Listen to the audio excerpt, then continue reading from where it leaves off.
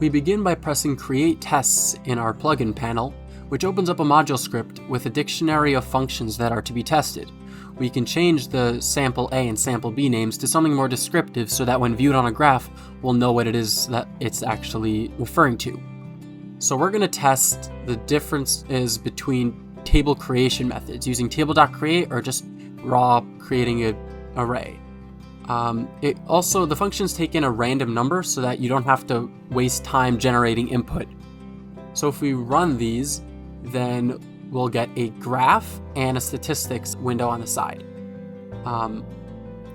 Create a table is much faster, so it is displayed on top. The results are ordered in this statistics window.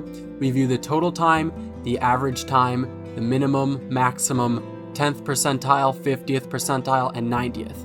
We'll discuss why the 50th percentile is more useful than the average in just a minute, but for now know that that is important. If you hover over a point on the line, it will tell you the exact value, and the y-axis shows the range of values.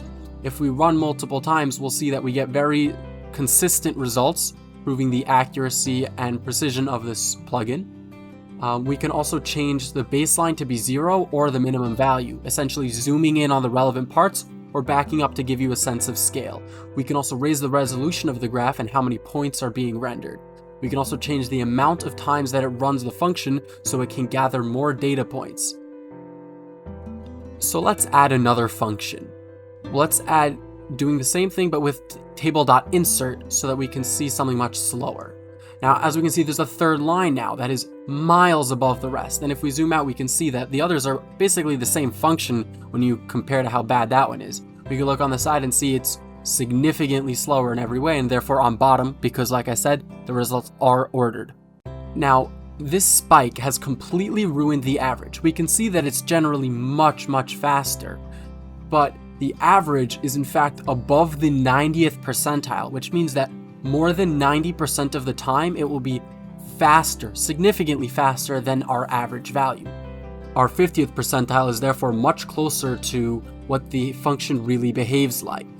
This is one of the problems with the microprofiler because it only displays the average, and as you can see here, that's not a very useful value because it can get swayed so significantly by such one-off timings.